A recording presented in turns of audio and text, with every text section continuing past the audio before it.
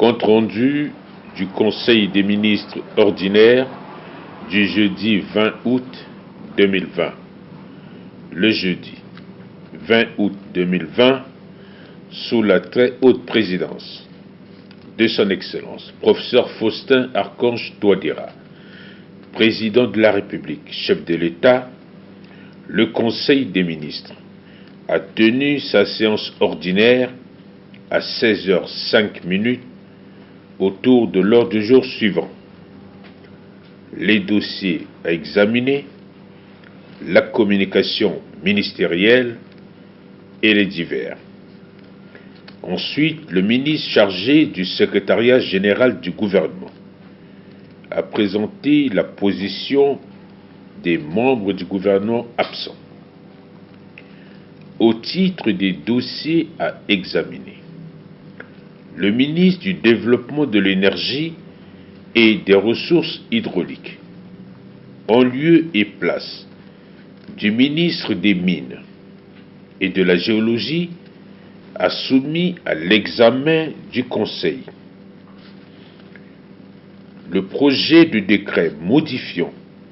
et complétant certaines dispositions du décret 18.186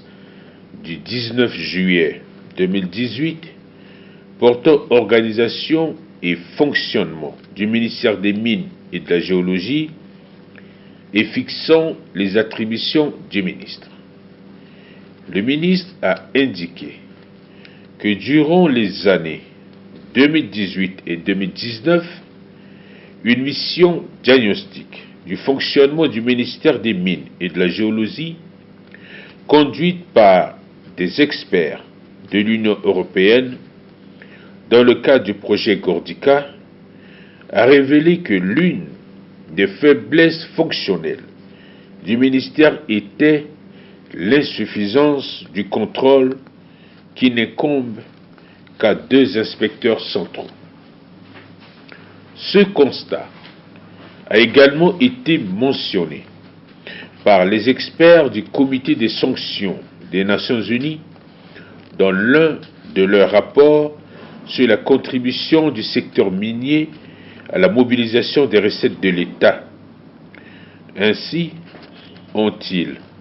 jugé insuffisant l'effectif des inspecteurs chargés de couvrir l'ensemble des problèmes ou dysfonctionnements du ministère. Compte tenu de l'ampleur de la désarticulation du système administratif dans le pays et de l'amplification de la fraude minière, une recommandation jugée pertinente et urgente par l'Union européenne était celle de passer à très court terme de l'effectif de 2 à 12 inspecteurs. Ainsi, ayant été saisis par le ministère de l'Économie, du Plan et de la Coopération, aux fins de tenir compte de cette recommandation devenue un indicateur de performance dans le programme d'appui de l'Union européenne, le ministre a sollicité l'accord du Conseil en vue de modifier les dispositions du dit décret organique pour répondre à cette exigence. Après débat, le Conseil, tout en tenant compte des études des partenaires, a adopté avec amendement le dit projet de décret organique par la création d'une inspection générale des mines et de la géologie en lieu et place de l'inspection centrale. Par ailleurs, le Conseil a instruit le ministre de prendre toutes les dispositions nécessaires en vue de mettre en place un cadre juridique adapté aux missions dévolues à ces inspecteurs. Le ministre chargé du secrétariat général du gouvernement, en lieu et place du ministre des Eaux, Forêts, Chasse et Pêche, a soumis à l'examen du Conseil la note relative au processus d'attribution d'un permis d'exploitation et d'aménagement par les procédures réglementaires d'appel d'offres. Le ministre a indiqué que le permis d'exploitation et d'aménagement PEA numéro 169 d'une superficie totale de 186 352 hectares située dans la préfecture de la Lobaye, initialement attribué le 24 août 1994 par décret 94-289 à la Société Industrie Forestière de Battalimon, IFB, a fait l'objet de retour au domaine de l'État par décret numéro 19.212 du 18 juillet 2019. Par arrêt du 26 mai 2020, le Conseil d'État, après avoir été saisi par le Conseil de l'IFB pour un recours en annulation du dit décret, a confirmé le décret numéro 19.212 du 18 juillet 2019 portant retour au domaine de l'État du PEA numéro 169. Pour mettre en valeur ce potentiel forestier, le ministre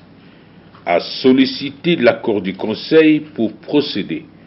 au lancement dans l'immédiat de l'appel d'offres en vue de l'attribution de ce permis d'exploitation et d'aménagement précité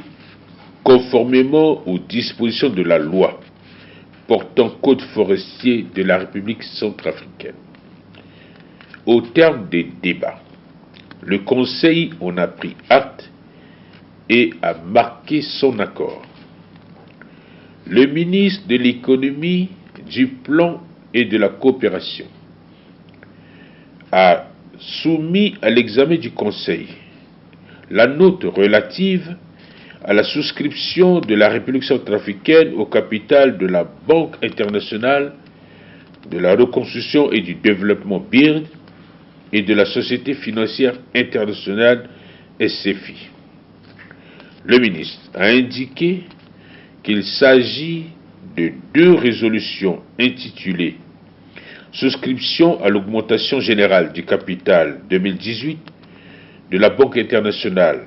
de la reconstruction et du développement BIRD et de la Société financière internationale SCFI. Tous les gouverneurs du groupe de la Banque mondiale ont voté pour ces augmentations auxquelles les pays membres doivent prendre les mesures pour autoriser la souscription de parts supplémentaires et verser les contributions irrelatives au plus tard le 1er octobre 2023. Pour la République centrafricaine, pays membre du groupe Afrique 2, composé de 23 pays, le montant total des actions supplémentaires à verser s'élève à 3 220 954,50 $ américains, dont 2 388 573 $ américains pour la BIRD et 832 381,50 $ américains pour la SCFI. C'est ainsi qu'au titre du nouveau cycle de l'IDA 19, qui sera effective à partir du 1er juillet 2020, des opportunités sont offertes aux membres de l'Association internationale de développement IDA, dont la République centrafricaine, qui est sélectionnée comme pays pilote pour accéder à des ressources non concessionnelles. La présidence du comité du développement du groupe Afrique 2 de 23 pays membres sera assurée par la République centrafricaine sous le leadership du ministre de l'économie, du plan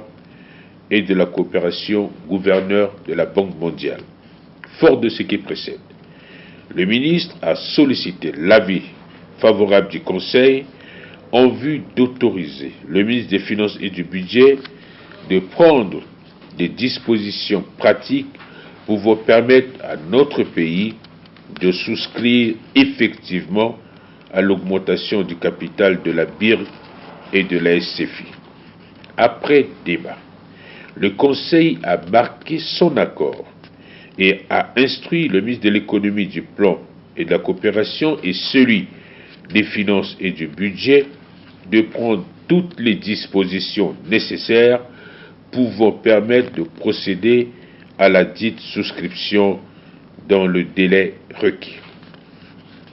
Au titre de la communication ministérielle, Madame le ministre des Affaires étrangères et des Centrafricains de l'étranger a présenté au Conseil la note relative à la délivrance des visas par les ambassades de France et du Cameroun en République centrafricaine. Madame le ministre a indiqué que depuis le 1er juillet 2020, les ambassades du Cameroun et de la haute représentation de la République française ont annoncé la reprise de la délivrance des visas dans la perspective de la réouverture des frontières. Pour l'ambassade du Cameroun, elle précise que le personnel navigant et les passagers doivent présenter individuellement un test de dépistage négatif au Covid-19 datant de 3 jours à l'arrivée et souscrit à un engagement d'autoconfinement à leurs frais,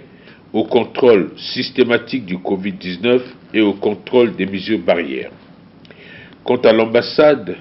de la haute représentation de la République française en République centrafricaine, elle précise que le visa sera accordé à la catégorie des personnes ci-dessous. Les étudiants, dans le cadre des visas à court et long séjour, les demandeurs pour motifs familiaux, long séjour, les demandeurs pour motifs professionnels, long séjour, les titulaires d'un document de séjour, titre de séjour ou VLSTS, et expiré depuis le 15 juin 2020. Elle a par ailleurs précisé que la délivrance du visa ne garantit pas la possibilité d'entrer immédiatement sur le territoire français, à laquelle demeure déterminée par les règles en vigueur relatives à l'entrée sur le territoire Schengen ainsi que par l'accès aux moyens aériens de déplacement. Après cette présentation, le Conseil en a pris acte. Au titre des divers, Madame le ministre de la Recherche scientifique et de l'innovation technologique a rendu compte au Conseil de la mission qu'elle a effectuée à Kagabandoro, chef-lieu de la préfecture de la Nana-Grébizi, au cours de laquelle elle a participé à la sensibilisation de la population dans le cadre des opérations d'enrôlement des électeurs de la dite préfecture. Elle a également informé le Conseil que dans le cadre des recherches pour la lutte contre la pandémie du Covid-19, elle a pris part à une activité de collecte des plantes médicinales. Le ministre du Développement de l'énergie et des ressources hydrauliques a informé le Conseil de l'audience qu'il a accordée à l'administrateur de la Banque mondiale pour la République centrafricaine. Au cours de cette audience, les échanges ont porté sur la mobilisation des ressources en vue de financer le secteur de l'eau et de l'énergie. Le ministre a également informé le Conseil de l'organisation d'une table ronde en 2021 sur le financement du secteur de l'eau et de l'énergie. À ce sujet, le Conseil a instruit le ministre de travailler en interministériel avec le ministère de l'économie, du plan et de la coopération, ainsi que celui des finances et du budget, afin de faciliter l'organisation de cette table ronde, compte tenu de l'importance de ces secteurs dans le développement de notre pays. Le ministre de l'enseignement primaire et secondaire a informé le Conseil sur 2 points. Le premier est relatif au retour d'une cohorte de 10 didacticiens formés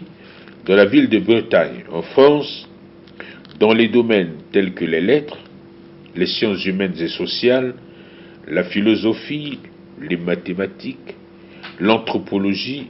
et linguistique. Ces didacticiens seront mis à la disposition de l'AENS pour la formation des formateurs. Le deuxième point est consécutif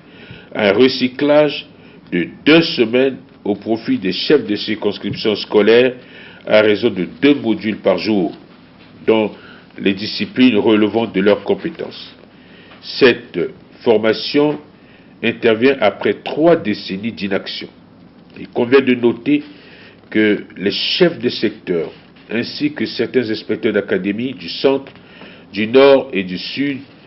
se chargeront de la formation dans leurs zones respectives. L'ordre du jour étant épuisé, Son Excellence, Monsieur le Président de la République, chef de l'État, a levé la séance à 17h30. Fait à Bangui le 21 août 2020, le ministre chargé du secrétariat général du gouvernement, Maxime Balalou. Je vous remercie.